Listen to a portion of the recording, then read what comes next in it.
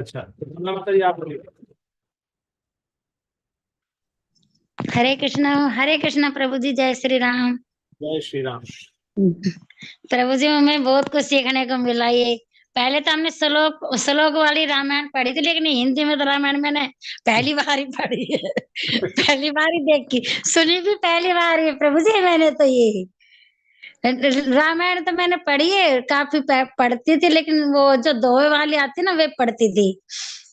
जैसे बहुत कुछ सीखने को मिला, सब कुछ पता चला कि कहाँ पर क्या हुआ, कहाँ पर क्या हुआ। एक एक विशेष चीज बताइए जो आपने नई सीखी। बस प्रभु जी ये सीखे कि ये पता नहीं था कि रामचंद्र जी ने ना लक्ष्मण जी का भी त्याग किया था। ओके। सीता का तो सुना था, लेकिन लक्ष्मण जी का तो अभी सुना है मैंने, अभी पढ़ा था ना माता जी ने, तो ही सुना है मैंने। करेक्ट। तो सच्ची ये बात लगी कि मुझे पता नहीं था कि लक्ष्मण जी का भी त्याग किया था रामचंद्र जी भगवान ने।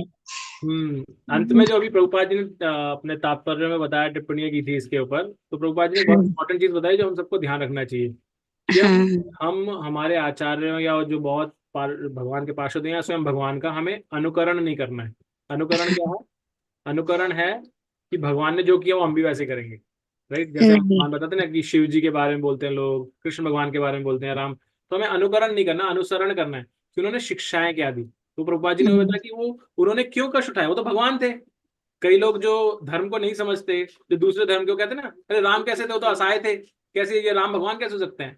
लेकिन यहाँ प्रभुपाद जी हमें समझा रहे हैं कि वो एक लीला कर रहे हैं जिससे वो हम इस मानव समाज को शिक्षा देना चाहते हैं उसके माध्यम से, कि क्या होता है अगर आप ऐसे आसक्ति में आ जाते हैं तो, या गृहस्थ आश्रम में है तो कष्ट आएंगे गृहस्थ आश्रम में भी। तो ये सब शिक्षा देने के लिए है। धन्यवाद माता जी, थैंक यू। हाँ प्रभु जी, ये तो पर 8 दिन से प्रभु जी मुझे अटैक की प्रॉब्लम हो रही थी, हार्ट अटैक की। लेकिन कोशिश इतनी करी थी, दवाई लेते लेते भी पढ़ने की पूरी कोशिश करी थी। मुझे अटैक की प्रॉब्लम हो गई थी बीच में। हार्ट भगवान से प्रार्थना करते हैं, आपने इतना सुंदर रामायण पूरा श्रवण किया है तो भगवान राम आपकी रक्षा करेंगे। हाँ प्रभु जी। हरे थैंक यू कृष्णा। प्रभु जी, हरे माता जी कृष्णा, जय थैंक श्री यू। राम। जय श्री राम। ओके। नेक्स्ट, फतेह प्रभु जी। हरे कृष्णा। अ, हरे कृष्णा प्रभु जी। हरे जय श्री कृष्णा। राम। जय श्री राम। अ, क्रम की गति इतनी गहन है, इससे हम समझ सकते हैं कि जहाँ साक्षात प्रभु जो स्वयं विष्णु के अवतार हैं या कृष्ण अवतारी हैं, उनको भी, हालांकि ये सब लीला थी उनकी, और उन्होंने अपनी लीला से यही समझाया है कि हमें अपने क्रमों में शुद्धि रखनी चाहिए, जो हम कर्म करेंगे उसका फल भुगतना है।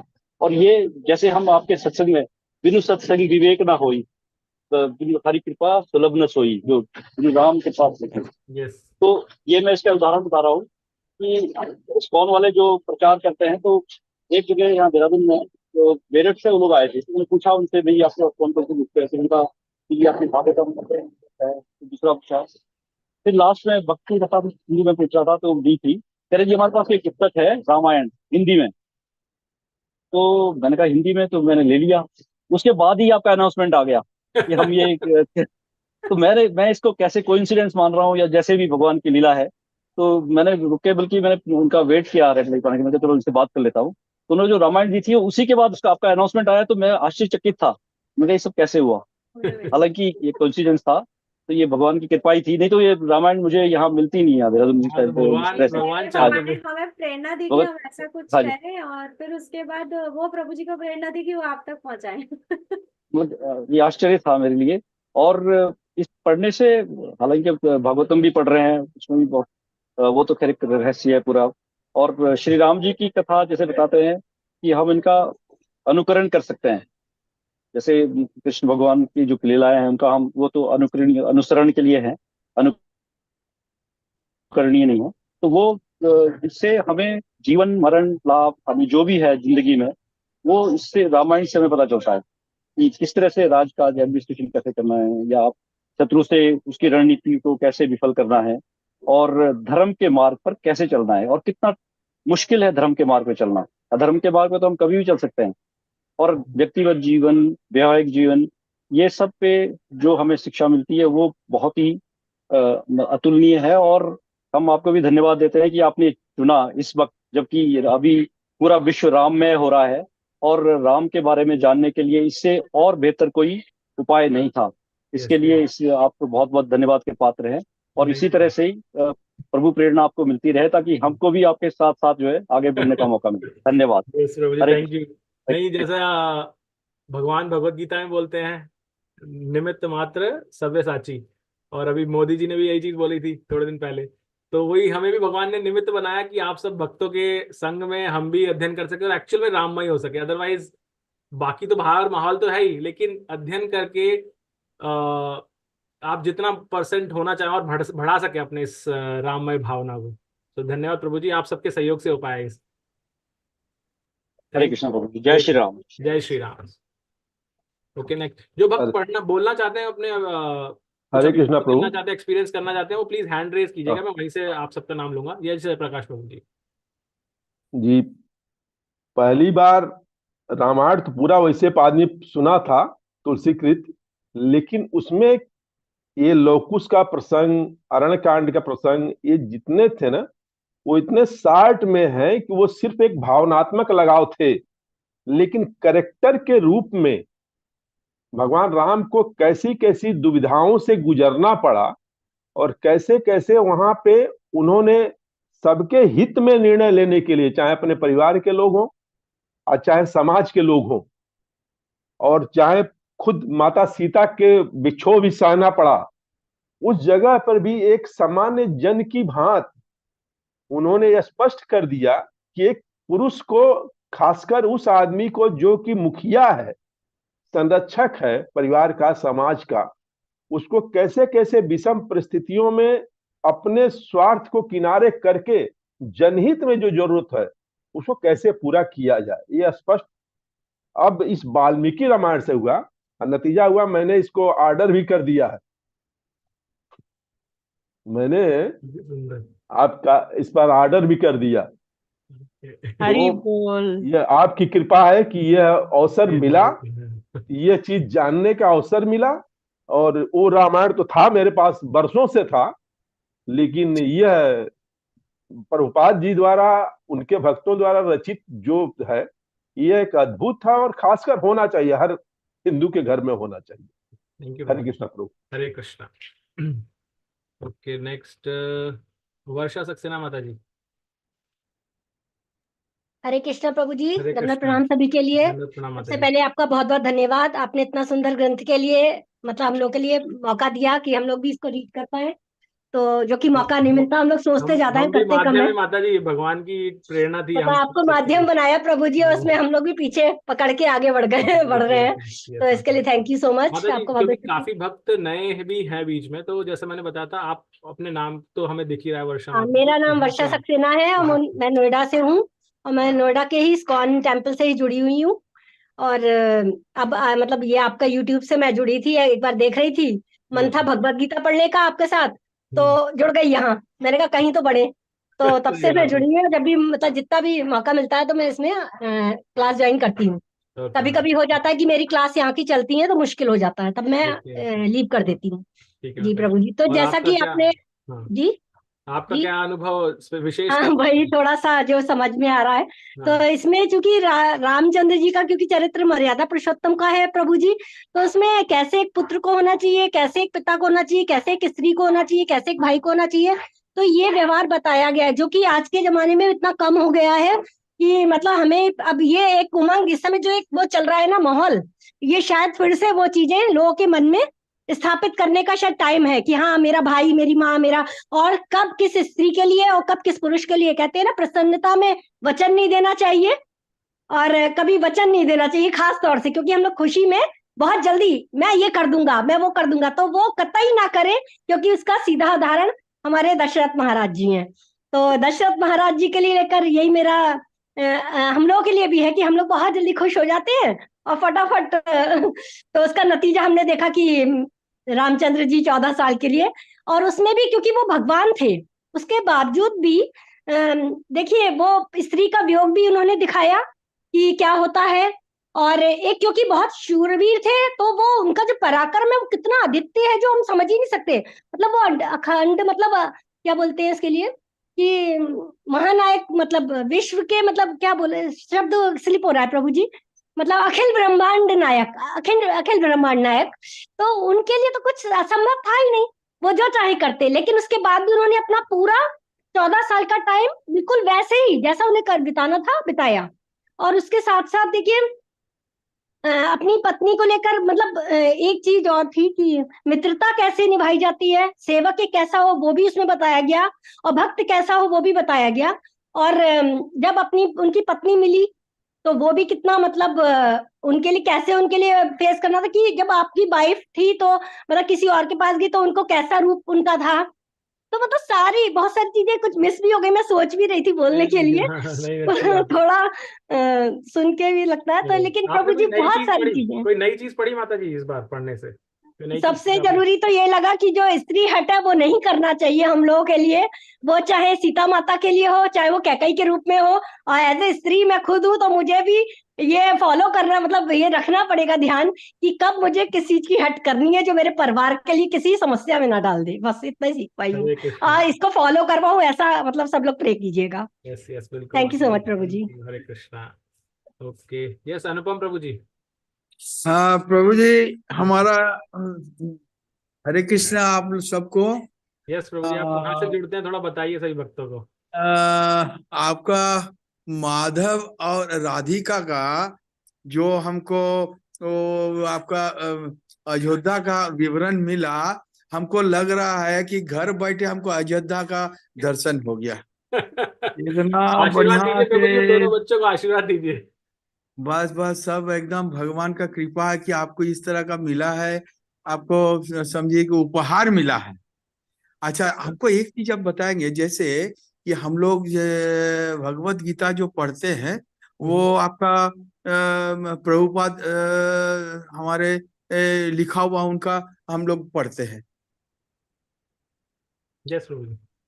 प्रभुपाद जी का लिखा हुआ हम लोग अब भगवत गीता पढ़ते हैं। तो ये जो अभी रामायण जो हम लोग पढ़ रहे हैं पढ़ा रहे हैं, ये किसका लिखा हुआ है, किसका पढ़ेगा? अगर हम ये सीधे- एक प्रभुपाद जी के ही शिष्य हैं पूर्ण प्रज्ञ प्रभु। क्या नाम बोले? पूर्ण प्रज्ञ प्रभु, ये जो मैंने आपको फोटो भेजा है ना, ये एग्जैक्टली वही। आप इस्कॉन मंदिर में जाकर के इसको फोटो दिखाएंगे जो मैंने चित्र भेजा था इसका स्टार्टिंग में, तो आपको वहां मिल जाएगी यही रामायण। पूर्ण पूर्ण प्रज्ञ प्रज्ञ, प्रभु। हाँ पूर्ण प्रज्ञ दास हम प्रभु बोलते हैं, पूर्ण प्रज्ञ दास।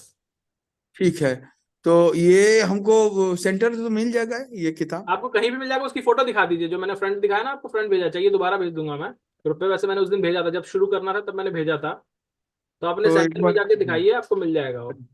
हरे कृष्ण, आप एक बार कृपया करके मेरे को भेज देना। दोबारा भेज दूंगा प्रभु, ठीक है। ठीक है, हरे कृष्ण। हरे कृष्ण प्रभु, धन्यवाद। हरे हरे कृष्णा प्रभु जी, ग्रुप पे डाल देना दोबारा। हाँ माता जी ग्रुप पे डालूंगा, करेक्ट। हाँ। ठीक है, हरे कृष्णा। नेक्स्ट कुसुम कालिया माता जी। और कोई भक्त अगर बोलना चाहता है तो प्लीज हैंड रेज कीजिएगा। हरे कृष्णा प्रभु जी। हरे कृष्ण माता जी। हाँ प्रभु जी, जैसे रामायण तो हम शुरू से पढ़ते आ रहे हैं, सुनते आ रहे हैं, पर ये जो वाल्मीकि ये जो हमने रामायण अभी पढ़ी है, मतलब कुछ मैंने पॉइंट्स नोट किए हैं।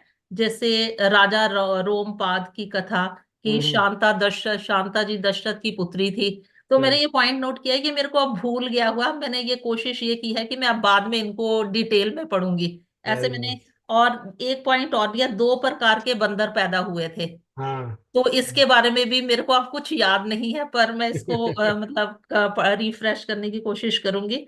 और इसके बाद है मतलब ये मेरे को पता चला कि जो जमदाग्नि के पिता थे वो ऋचिक थे, युधाजित कैकेयी के भाई थे।